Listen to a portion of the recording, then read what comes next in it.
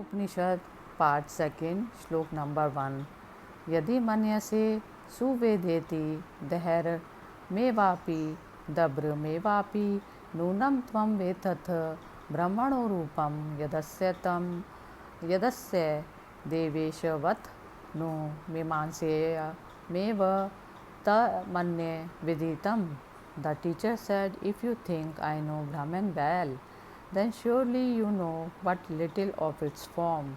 You know only its form as conditioned by man or by the gods. Therefore, Brahman, even now is worthy of your inquiry. Shloka number 2. Na aham manne suvedeti no na vedeti vedaja yo nastadveda tadveda no na vedeti vedaja. The disciple said, I think I know Brahman. I do not know, I do not think I know it well, nor do I think I do not know. He among us who knows the meaning of neither do I know, nor do I know, knows Brahma. Shloka number 3. Yasya matam tasya matam yasya na ved sa avigyatam vigyatam vijanatam. He by whom Brahman is known, not known, knows it. He by whom it is known, knows it not. It is not known by those who know it. It is known by those who do not know it. Number 4.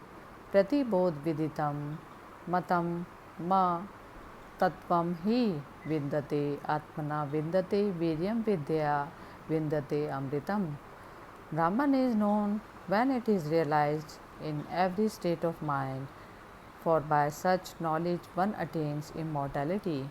By Atma one obtains strength, by knowledge immortality. Number 5. Ihi ched vedit tat satyamasti na chediha vedinam महति विनिष्टः भूतेषु भूतेषु विचित्य धीरे प्रेत्यास्म स्मलोका गृमिता भवन्ति इति केनोपनिषदे द्वितीयखण्डः समाप्तः. If a man knows Atma here, he then attains the true goal of life. If he doesn't know, if here a great destruction awaits him.